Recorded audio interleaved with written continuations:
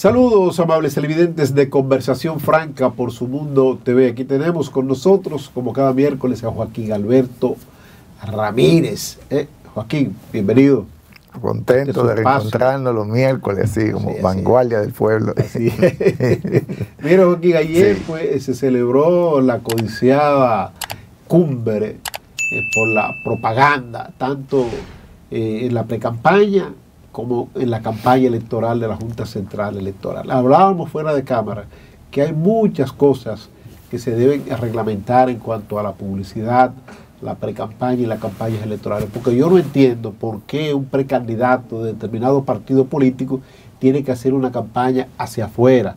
Se supone que en la fase inicial de la precampaña usted debe conquistar voluntades a lo interno, para luego trabajar, competir con todos. Eso es lo que se supone en principio. Entonces, buscar un mecanismo como para esa propaganda, esa publicidad, esa campaña que se realice, toque la militancia de las diferentes entidades políticas para tener un candidato que represente en sí los intereses de esa entidad política. Ahora, después del 1 de octubre, que vamos al todo contra el todo, la cosa cambia, ¿verdad?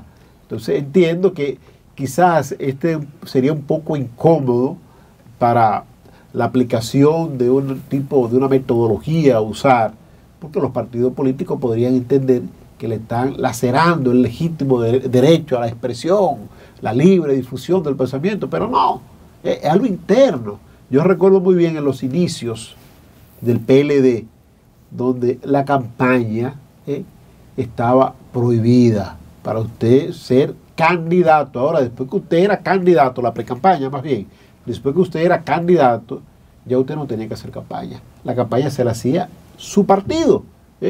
Lo escogían como candidato a diputado, alcalde, senador, presidencia de la República, el partido se lo echaba al hombro y el partido batallaba por usted, Joaquín Alberto.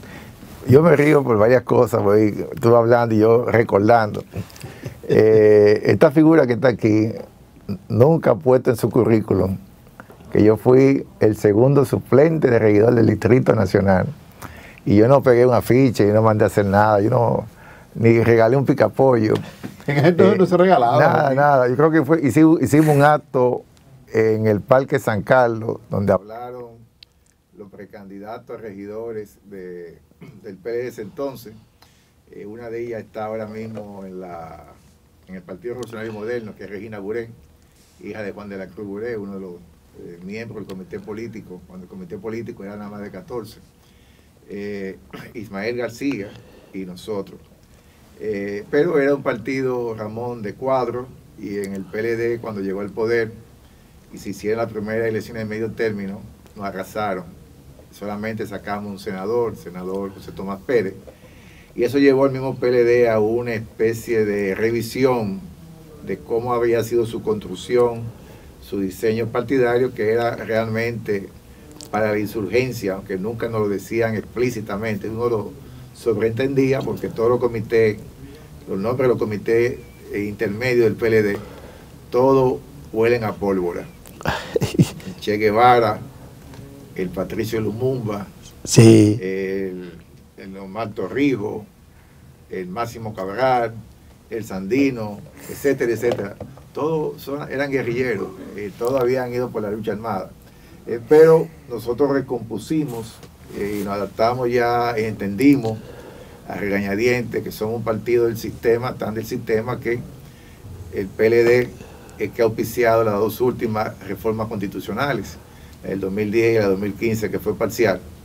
Y entonces nos hemos abocado a estas campañas que tú dices, que debían ser internas y se hacen con una propaganda masiva. Yo diría incluso que hay un sobregiro desde el punto de vista que si la Fuerza del Pueblo deposita 2 millones de inscritos, nosotros inscribimos y mandamos 2.4, y el PRM manda 3.2, y el Partido Revolucionario Dominicano manda medio millón, se va a pasar de los 8 millones. Entonces, con un padrón así, y no hay una conexión. Y mira, te voy a decir algo a lo interno de mi partido, no sé, de la Fuerza del Pueblo. Es muy difícil que un comité de base, lo que hemos nosotros formado, se haya reunido. Ahí funciona hasta el presidente del comité de base. Es difícil reunirlo. Sin embargo, en aquellos tiempos del partido de cuadro, las reuniones eran semanales, había una asamblea de motivación dentro de la semana, había una reunión con tu círculo de estudio, usted era miembro, pues dirigía un círculo, ya van 3, y el domingo había un esfuerzo concentrado, un cara a cara con la gente. Y ahí estaba la gente. El PLDista estaba al menos 4 días de los 7 de la semana en la calle. La Junta, yo pienso que ha querido regular un poco el espíritu de las leyes, aunque las leyes, como hemos visto, se chocan con la Constitución de la República. Y yo soy médico y tú eres abogado, y en el derecho hay jerarquía. Claro, claro. Nada puede chocar con la Constitución, ninguna ley puede chocar con la Constitución. Por lo tanto, los partidos se han atrincherado en esa parte para ellos defender su derecho a ocupar un espacio en la promoción en las calles, que es lo que está sucediendo, lo ha ido planteando el mismo PLD y las fuerzas del pueblo. De hecho, no hubo mucho, Ramón, que se hizo una cumbre y todo el mundo firmó que iba a respetar eso y al otro día estábamos en otra cosa. Entonces, pienso que la Junta está buscando un bajadero, desde el punto de vista que aunque ellos quieran cumplir ese espíritu de la ley, saben también que si hace mucha presión puede provocar una situación desagradable de la participación electoral, y entonces esa responsabilidad cargaría sobre ellos. Sería una situación muy difícil. Mira, hay una situación a propósito de lo que tú tocaste hace un momentito en materia de derecho que se llaman los plazos. Los plazos en materia de derecho y en materia de salud también son cruciales, en salud son cruciales. Si una persona, sí, y en derecho son fatales. Si usted tiene un hematoma, tiene una situación delicada en su aparato digestivo y le da tiempo al tiempo, eso se convierte en un cáncer fácilmente. ¿Sabes? En el derecho, si usted tiene tantos días para apelar y usted no apeló ya esa sentencia en primera instancia, se convierte en la sentencia de la cosa irrevocablemente juzgada. Entonces la Junta Central Electoral se le pasó el tiempo, le cantaron bingo. ¿Por qué se le pasó el tiempo? Inmediatamente se dieron, como decíamos ayer, los primeros vestigios, la primera intentona de propaganda masiva de cara a la precampaña electoral, que hace más de un año de eso, porque el PLD cuando estaba en la consulta promocionó, la Fuerza del Pueblo ha estado promocionando de manera subliminal con el asunto de inscríbete, es una campaña, y la Junta pues no le prestó atención a esto. El PRM tenía que hacer lo mismo, porque usted tiene que ser equilibrado, el PRM tenía que hacer lo mismo, y lo hizo. Ya tiene más de un año haciéndolo, el PRM.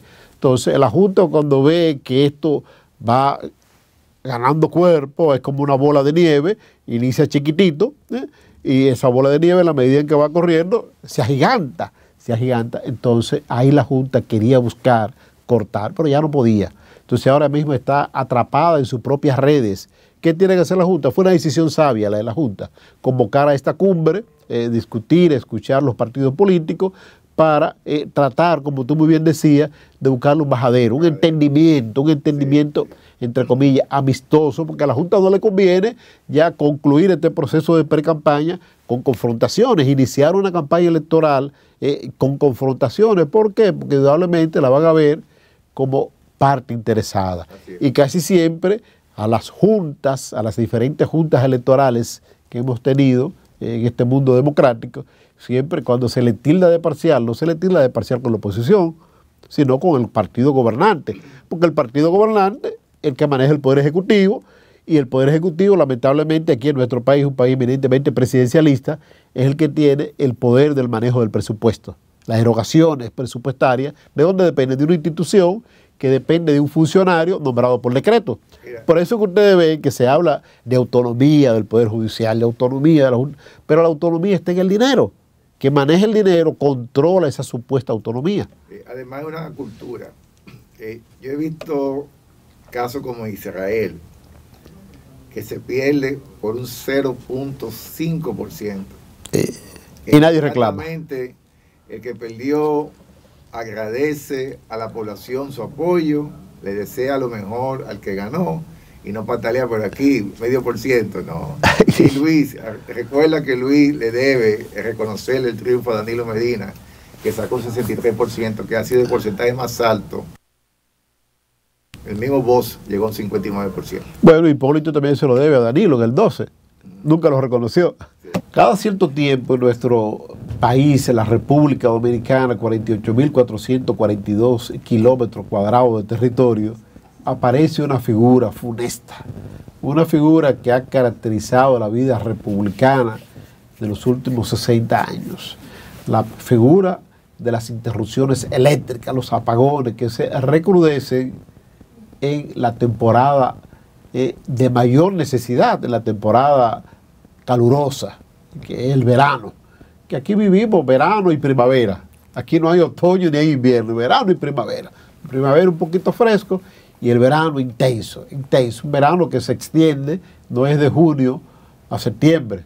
No, el verano aquí en República Dominicana es desde marzo, por ahí mayo, hasta octubre, que ahí un poquito menor. Entonces, esta figura de los apagones, que en una vez le llamaron apagones financieros, porque las empresas distribuidoras de electricidad no tenían dinero, las cobranzas, para pagar a las empresas generadoras de electricidad, que sabemos muy bien que la mayor parte de la generación eléctrica que se coloca en línea en nuestro país depende de empresas generadoras privadas, algunas de ellas asociadas con el Estado Dominicano mediante la ley de capitalización de las empresas públicas de principio del presente siglo. En el caso de Eje Jaina, que una parte del Estado Dominicano es el dueño y propietario del 49% de las acciones.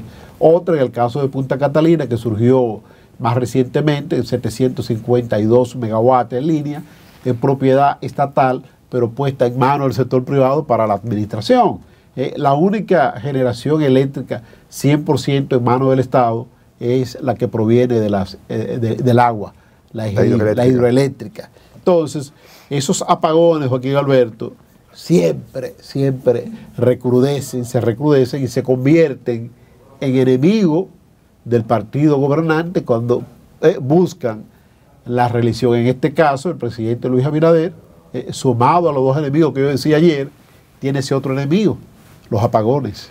No, yo te diría incluso, Ramón, que ahora se acentúa mayor, porque tú y yo, posiblemente, ante un examen, cogíamos la humeadora o la lámpara o la vela y hacíamos un esfuerzo de leernos libros o revisar las anotaciones que habíamos hecho en la cátedra o en el cuaderno de la mascota, pero ahora todo es electrónico. Y entonces, si se te daña el inversor, además, cuando se te daña un inversor, son 4 baterías juntas. 50,000 pesos, 50,000 pesos de batería. Exactamente. Entonces, se te descarga la pila de la laptop o se te descarga el celular, tú te paralizas completamente. Hay un componente educativo que es muy dependiente de la tecnología. Y esa tecnología funciona vía el fluido eléctrico. Además de que estamos en temperatura récord por esta crisis global que hay, el calentamiento global, incluso le llamado crisis global, con récord incluso registrado. El día de la independencia de Estados Unidos, 4 de julio de este año, ha sido el día más caliente que ha registrado la historia de meteorología en Estados Unidos, y eso está corroborado por los registros que lleva Europa, que son de los años 40 y tantos.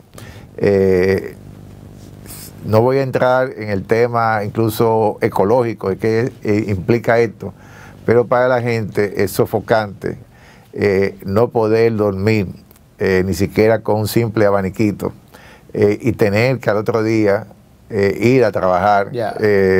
Ahí hay una dinámica que afecta la salud física y mental de la gente. A esto hay que agregarle, Ramón, de que hay un festival de una elevación exagerada de la factura eléctrica. Conozco casos muy cercanos. En mi propia casa, mi esposa se cansó de ir a Protecon, prácticamente llorar de la impotencia de porque no resuelven ni trabajan en favor de la población, sino que se hace un compadreo entre las EDES y esta oficina que debería servir para ayudar al cliente, ayudar a la población que reclama su derecho. Todo esto, lógicamente, como tú dices, se le carga a esta gestión, porque el hecho que se vaya la luz todos los días a las 10 de la noche en una comunidad, no te está diciendo con accidentes. ¿Qué accidentes están programados? No, son interrupciones programadas, apagones programados. Y ya hay comunidades, como en este caso de todas estas edificaciones que se han construido en torno a la avenida Jacobo Magluta, ya han buscado medidas de protesta violenta, de interrupción del tránsito, de quemadera de goma, porque lamentablemente también las autoridades solamente entienden ese lenguaje. Mira, sí, hay una situación dentro del Sistema Eléctrico Nacional Interconectado. Tenemos 3 empresas distribuidoras de electricidad, EDESTE, EDESUR y EDENORTE. De las 3, la única que está dando un servicio ligeramente aceptable es EDESUR, porque al frente de EDESUR hay una persona que conoce muy bien el Sistema Eléctrico Nacional, que es el ingeniero Milton Morrison.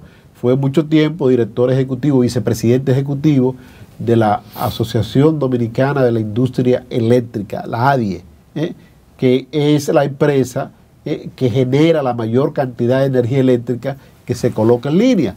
Entonces, Milton Morrison sabe muy bien cuáles son esas generadoras, esas grandes generadoras, y sabe muy bien cómo mantener al día esos pagos con la generadora, porque él se encargó de cobrar cuando le tocó ser el vicepresidente ejecutivo de la ADIE. Pero llama mucho la atención que justamente en esta gestión gubernamental del presidente Luis Rodolfo Abinader Corona, la empresa distribuidora de energía eléctrica del EDESTE, haya tenido 3 directores ejecutivos, o sea, a razón de 1 por año. Lo que significa que ninguno de los 3 ha dado pie con bola, no ha podido ser competente como para lidiar esta situación. Pero en el caso de EDENORTE, es peor. Como decía el disco de Johnny Ventura, pero fulanito es peor. ¿Por qué? Porque hay un señor apellido Cueto, que este señor cuando le hablan de interrupciones, apagones, se expresa en términos burlescos con la población. Sí, una cantinflada. Una cantinflada. ¿Cómo? Pero aquí eso no existe. Señor, usted sabe que sí. De la cara y diga el por qué, ¿verdad? Porque usted sabe muy bien por qué. Sin embargo, Cueto no ha sido movido de su cargo. Desde el 16 de agosto del año 2020 ha estado ahí, al frente de EDENORTE. Pero hay otro elemento sumamente importante, que son las pérdidas en el sector eléctrico, que después del año 2020 hasta este año 2023, septiembre del 2023, si tú pasas balance, las pérdidas en la empresa distribuidora de electricidad se han quintuplicado. Ahora mismo en el caso de EDESTE, las pérdidas están por alrededor del 50%. Sí. Es decir, que cuando usted coloca 100 megawatts en línea, usted apenas cobra 50 megawatts. En consecuencia, va a tener un déficit de 50 megawatts, pero son pérdidas que se dividen en 2, pérdidas técnicas y pérdida financiera. Pérdida por falta de cobranza y pérdida técnica por las líneas obsoletas que usted tiene en funcionamiento. Pero se agrega también la nómina, que se ha triplicado en las empresas distribuidoras de electricidad. Lo que fácilmente lo dominaban 1.200 personas, ahora mismo tenemos 3.000 empleados y 2.700 empleados. En el caso de EDESTE se ha duplicado la cantidad de empleomanía. Y los medidores eléctricos, que no existen. Usted ahora mismo se muda a un nuevo apartamento, usted solicita un contrato de EDESTE, le van a hacer el contrato. Van a ver que usted tiene una nevera, un aire acondicionado, una lavadora, le van a calcular cuál es el consumo promedio de esos aparatos y le van a cobrar una tarifa fija, en detrimento de la distribuidora. Porque usted va a decir, bueno, yo no pago factura. Yeah. Ese aire acondicionado usted lo va a tener encendido ahí todo el día, si usted es una persona con cierto grado de conciencia. Siempre y cuando haya energía eléctrica, usted lo va a tener encendido desde la noche de que usted llega, para que se refresque el cuarto, ¿verdad? No, entonces, hasta que se lleva la luz, pone bombillo incandescente a que no le duele. Exacto. Entonces, ¿qué sucede? Se dice, Joaquín, que justamente no hay medidores. ¿Sabe por qué? Y amable televidente, porque la exclusividad de la compra de los medidores estaba en manos de un cuñado del presidente, el expresidente Danilo Medina. del señor Montilla, que esté envuelto en un proceso judicial del sector eléctrico. Entonces ese señor, como tenía la exclusiva de comprar los medidores en China, esa empresa no le está vendiendo medidores al país. Pero no pueden hacer esfuerzos de Estado a Estado y comprar esos medidores por otra vía. Entiendo que sí que se puede hacer, ¿verdad? Y yo sé que China estaría en la disposición. Entonces, Sí. entonces se ve que es una incompetencia de las actuales autoridades, que realmente uno de los servicios, como tú dices, vitales en estos momentos, el servicio eléctrico es vital. Creo que hay muy pocos lugares del país que no están electrificados. Sin embargo, en la época que tú te remontaste, que nosotros quizás con una lámpara, con una velita, podíamos leer un libro, 50% del territorio dominicano estaba sin suministro eléctrico, pero ya hoy día tenemos energía eléctrica prácticamente en todo el país, con deficiencia, pero hay servicio eléctrico, hay redes por lo menos. En el 2001-2002, que hice mi pasantía médica, la comunidad no tenía energía eléctrica. Y ahora tiene. Ya tiene, sí. Ya tiene. Sí. Entonces se ve que realmente el cableado, la distribución eléctrica se ha irradiado por todo el país. Ahora, que no existan las condiciones adecuadas, técnicas y financieras para el cobro es otra cosa. Entonces falta de gerencia, sin duda alguna que es así, y eso no se resuelve de la noche a la mañana, Joaquín. Eso tendrá el soberano el próximo año la facultad de resolverlo. Tú sabes cómo, ¿verdad? En la urna. Exacto. En la urna. El soberano tendrá esa facultad. A rescatar el país. ¿Es verdad? Rescate RD. Bueno, Sí. pero vamos a ver. Porque ahora todavía el presidente Luis Abinader le queda mucho tiempo como presidente de la República. El proceso electoral es en mayo del próximo año. Estamos hablando de Tiene entrega en agosto. 4 meses, 9 meses le queda. Le quedan 11. Y tiene que entregar en agosto, le quedan 11 meses más Sí. o menos. El presidente, que es un gerente, que quizá lamentablemente no ha podido aplicar su capacidad gerencial por el equipo de hombres y mujeres que le acompañan. Mi lento y apreciado amigo que dirige el Ministerio de Energía y Minas se siente atrapado entre empresarios del sector eléctrico. Me refiero a Toñito, como le decimos lo que somos amigos de él, Toñito Almonte, Antonio Almonte. Ajá. Toñito Almonte es un técnico, yo diría, conocedor, no es ingeniero electromecánico, ingeniero creo que es radiólogo, pero conoce muy bien el sistema eléctrico nacional, porque era uno de los críticos fundamentales en la gestión pasada de la inversión de Punta Catalina y otros proyectos de generación eléctrica, y se tuvo que nutrir bastante de todo. Entonces él podría tener una varita mágica para resolver esto, pero sectores empresariales le cohíben actuar. ¿Eso es así? Siendo igual, manejar el Estado dominicano que manejar una empresa. La empresa, generalmente la motivación es de orden económico y la persona, por su dinero, hace cualquier asunto rápidamente. En el caso del Estado hay elementos de orden político, entonces esos elementos políticos pesan. De hecho, y siempre insisto con este tema, el financiamiento que reciben en la campaña también limita mucho, porque después que uno empresario de eso te aportó 2 millones de pesos en una cena, no es verdad que tú vas a venir a tomar medidas contra él, porque él está pagando eso. Él está cobrando lo que invirtió. Tener información privilegiada y que se tenga cierta flexibilidad con el desempeño de su empresa. Y por eso muchos servicios ustedes ven que se quedan todavía en demanda de la población, como el sistema de pensiones, el sistema de las ARS. Es increíble que a un médico se le dé solamente 550 pesos. Tú decías ayer. Sí, ayer, por consulta, un médico especialista. Sí.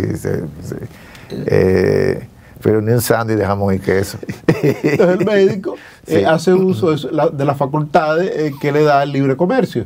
Penaliza al paciente con 2.000 pesos de diferencia. Que no debería ser cubierto. Pero aquí hay un estudio de el sistema de empleo y de la productividad. El patrón se lleva el 80% y deja el 20%. Yo que estoy buscando en un empleito, vi uno, medicina de 9 de la mañana a 5 de la tarde, 20.000 pesos. Y cuando yo dividí eso entre 30, digo, no, pero son 600 pesos. y el combustible para ir y el lugar para uno comer no tiene vale la pena. ¿Y cómo publica? Entiende la vergüenza de publicar un tipo de oferta así para un médico. Bueno, eso es para que los médicos del sector público valoren su empleo. Quiero aprovechar su condición de médico para hablar un poquito de algo que, como decíamos ayer, poco a poco va ganando terreno, que es la propagación estrepitosa del dengue. El ambiente ahora mismo es propicio para la incubación del huevo del mosquito Aedes aegypti, que es el que produce el dengue. Su picada, una picada sutil, pero venenosa, próximo, se dice que pica cuando el sol está bien caliente, de 12 a 1. ¿Y cómo ese mosquito sabe la hora? ¿Cómo ese mosquito? El mosquito saca un reloj aquí para decir, bueno, esta es la hora propicia para yo picar. Va que hay unas características que en medicina se van obteniendo. Por ejemplo, el mosquito Aedes aegypti que tú mencionaste es un mosquito de agua limpia, es un mosquito de los floreros, es un mosquito el que tiene un terreno baldío y hay la mitad de un coco tirado por ahí, o hay una tapa de vitilla, como nosotros llamamos, ¿verdad?, de las botellas de agua potable. En ese ambiente que se va depositando los huevos, que son el famoso gusarapo que ustedes ven, sí, es la larva del mosquito y después se desarrolla y sale. Diferente a otro tipo de mosquito, como el culex, un mosquito de agua estancada, pica mayormente de noche.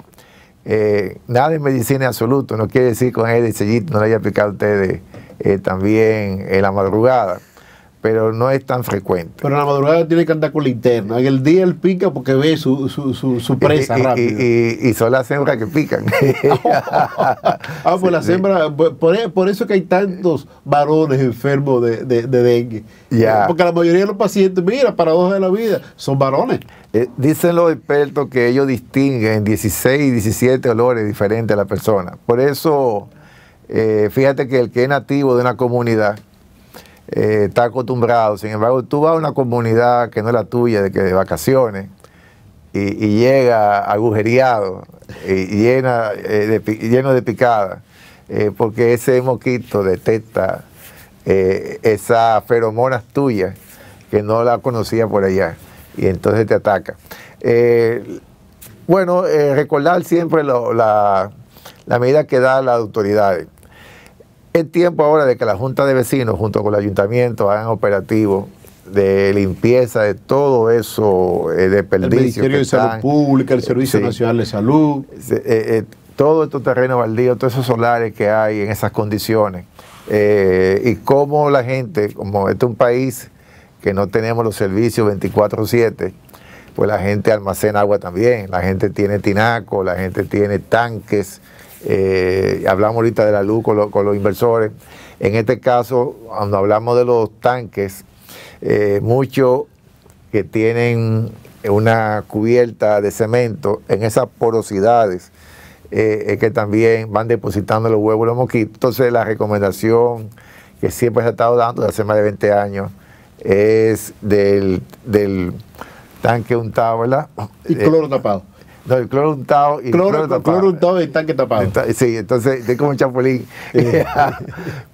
Para evitar, por la característica del cloro, el cloro es uno de los elementos más electronegativos, se aproxima al flúor, y entonces no permite. Y las plantas acuáticas que muchas damas tienen en las casas, en los hogares, sí, se dice que si tú le echas una aspirina, pues eso puede inhibir la acción de la crianza del mosquito. Yo esa parte no la conozco. Sí les recomiendo a las damas que cada 2 días cambien esa agua. Esa agua. Sí, vuelven y la pongan, y a los 2 días retiren esa agua.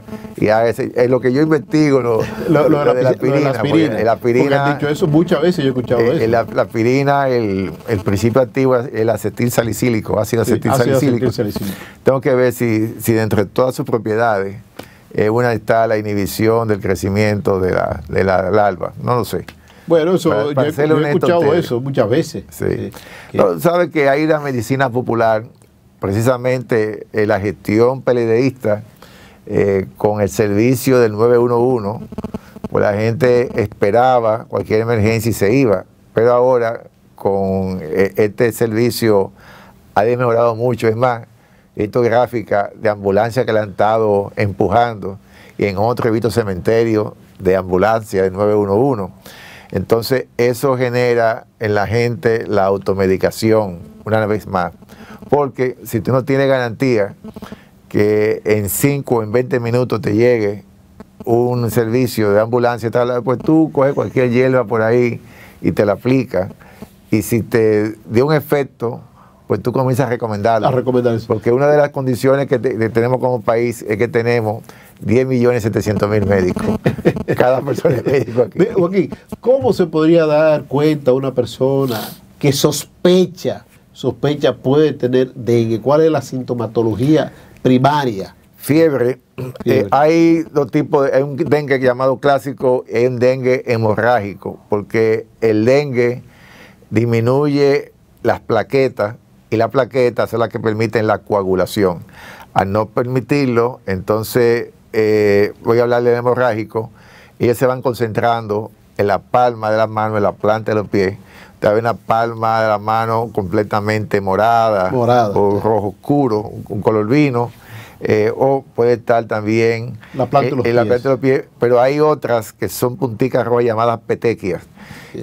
Si ustedes ven esto acompañado del malestar general, de dolor de cabeza y de fiebre, pensemos entonces en la posibilidad de un dengue hemorrágico. Ahora, si usted no ve, ese es el peligroso, el hemorrágico. Sí, porque la plaqueta, que son las que impiden que la sangre, o sea, ese proceso de coagulación, entonces impide cualquier tipo de fluido de la sangre.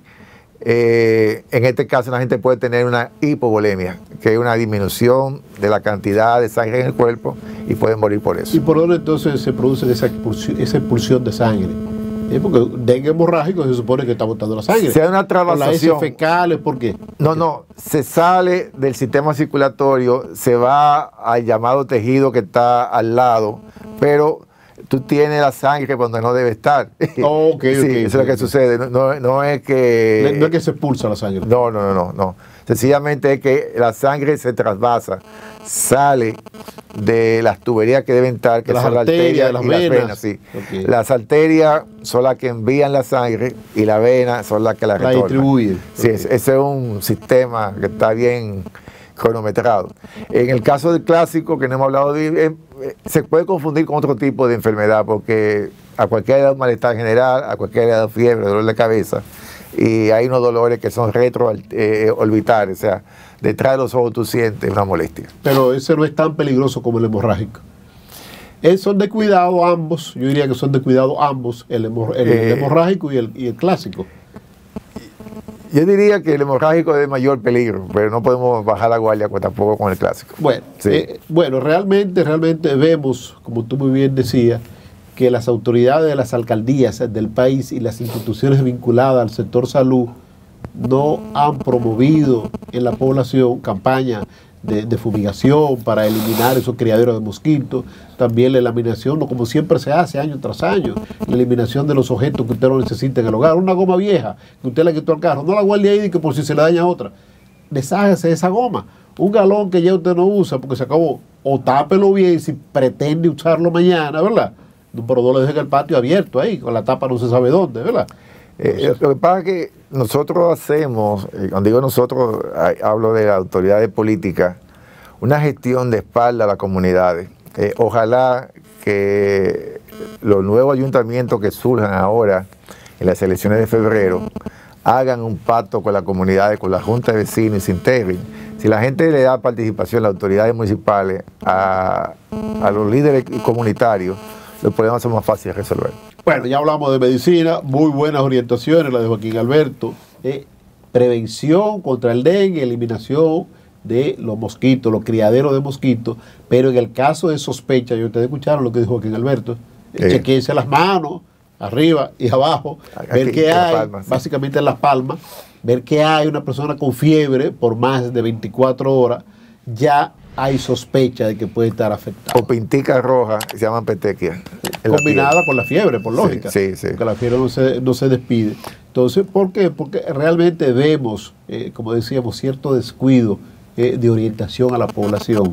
Y esperemos que el dengue no se tome como se tomó de cara al año 2020, como un elemento político. Que no, que sea una jornada de lucha de toda la población política del país y no política en contra de ese dengue. A propósito de la alianza RD. No, que Rescate RD. Siento que sigue preocupando a los sectores oficialistas. Escuché a José Paliza, presidente del PRM y ministro administrativo de la presidencia. Ministro de la presidencia, decir que tiene una encuesta que ahora ellos están en el 56%, Ramón. No, 17 encuestas tiene. Y todas dan por encima del 50 y pico. Bueno, pero en esa está mencionada la Galo, la Greenberg, la Malpende, la que yo creo, no la menciono. No. Porque las encuestas que yo vi en junio y en mayo de esta, cuando tú le sumabas el margen de error a esas encuestas, todavía Luis Abinader no pasaba el 50%. Lo que quiere decir, y eso es importante que la población que nos está viendo en Conversación Franca tenga esta idea. Una muestra nunca será el universo. Te toma una muestra, lo que pasa es que la muestra tiene que parecerse al universo, desde el punto de vista de que si hay un 50.5 mujeres, entrevista un 50.5 mujeres. Si la provincia de Santo Domingo tiene el 26% de la población, entrevista el 16% en esa población.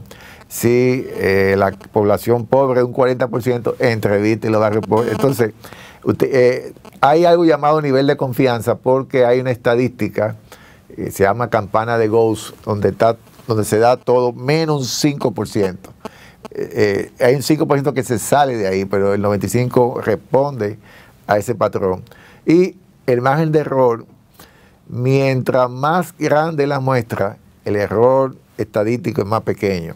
Lo que quiere decir que estas encuestas que te están dando de 2.8 a 3% de error, cuando te coloca a Luis Abinader con un 45 en ese entonces, cuando tú le sumas 3, llega a 48. 48, sí. Entonces, evidentemente no hay forma de irse. La única manera de irse, yo incluso decía en aquellos tiempos, era un sector en el PLD que estaba en disposición de quedarse en su casa sentado. Porque la gente dice, ¿y dónde que, y excuse la expresión, dónde diablo que tiene Luis Abinader un 40 y pico? Y luego la gente protestando. No, Luis Abinader no tiene un 45, Luis Abinader tiene un 38.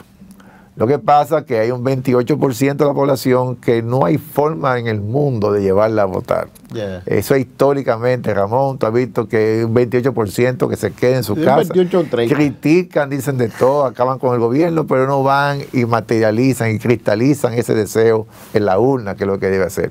Y entonces ya no es un 38 sobre la base de 100, sino un 38 sobre la base de 72. Y por eso se da esas situaciones. Entonces, he escuchado ahora al mismo Guillermo Moreno destapándose con esto, pero que se defina él, porque en cuantas oportunidades ha sido candidato presidencial, ya se cansó. Yeah. ¿Y por qué no se atreve? Coja su senaduría. Si quiere descender, quiere ser candidato a senador ahora. Lo sabemos. Entonces, si históricamente ese sector ha beneficiado más al país, y yo digo que busquemos columnas en términos de tasa de inflación, en términos de crecimiento del Producto Interno Bruto, en términos de mortalidad infantil, en términos de mortalidad materna, en todos los indicadores que ustedes quieran buscarlo. Comparemos tanto la gestión que hubo de Leonel Fernández como de Danilo Medina en comparación con la que ha tenido los gobiernos del PRM. Bueno, sin duda alguna, los procesos electorales del próximo año 2024, digo los procesos porque tenemos la primera etapa, que son las elecciones municipales en febrero. Sí. No necesariamente lo que ocurra en febrero va a incidir de manera preponderante en lo que puede ocurrir en mayo, pero sí influye. No de manera decisiva, pero sí influye. Depende, por ejemplo, el PRM tiene una gran disyuntiva. Ahora mismo es el partido que tiene mayor cantidad de alcaldías. Ganó la mayor cantidad de alcaldías, voto a voto, y esas cantidades de alcaldes y directores de distritos municipales se han ido aumentando con renuncia de alcalde electo en otras boletas electorales. Entonces creo que tiene 136 alcaldías en la actualidad, bajo su poder. Entonces el PRM tiene una gran disyuntiva. O tiene que sacar la misma cantidad de alcaldes y directores de distritos municipales. Si saca 100, perdió. Sí. Perdió. Entonces está vendiendo una mala imagen ya de cara. Si saca 130. Si saca 130, perdió, sí, porque redujo. Sí. Redujo. En el caso de los partidos opositores, en este caso el PLD, la Fuerza del Pueblo, el PRD, si sacan uno más de lo que tiene, ganaron. Están sumando alcaldes, están sumando directores de distritos municipales. En el caso ya de las elecciones para elegir diputados y senadores, la Fuerza del Pueblo tiene, creo que son 8 senadores. No fueron electos en esta entidad política, sino que fueron electos en el PLD, que luego pues se mudaron para acá. Pero usted no conoce el primer senador que haya renunciado del PLD y se haya juramentado en el PRM, ni de la Fuerza del Pueblo que se haya juramentado en el PRM. Sí conoce un senador que fue electo en la boleta del PRM, sin embargo se fue al PRD. El PRD. Sí. El caso de Santiago de los Caballeros. Diputados, sí creo que hay 1 o 2 o 3 diputados que han dado ese paso, pero son casos, si se quiere, aislados. El diputado por lo regular en las comunidades tiene su blanco de público, pero de menor acción que el que puede tener un alcalde, porque el alcalde genera empleo, hay que estar claro en eso. Ahora, con las alcaldías, el PRM tiene una gran disyuntiva, porque llevar en la boleta al alcalde que fue opositor a su partido hoy, el caso de que fue electo, por ejemplo, Higüey, Cholitín fue electo en la Fuerza del Pueblo y el vice. Ahora Cholitín se dice que puede ser el candidato a alcalde del PRM en Higüey. Entonces usted no va a tener un abanico para negociar con Karina. No, como el caso de la terrena con Willy, en el cual yo vi la foto donde estaba Paliza reunido con ellos y otra figura que está a cargo del asunto municipal del PRM. O sea, que ya sabíamos en qué manera fueron convencidos de cambiar de posición. Entonces, eso es una situación que el PRM tiene que saber caminar, hilar fino, para poder salir airoso de eso. Porque lo que te decía, sacrificar a alguien que aspiró en el 2020 y que le ganó el PLD o le ganó la Fuerza del Pueblo, la alcaldía, ahora decirle, mira, yo lo siento, pero esa alcaldía es para fulanito que llegó ahora.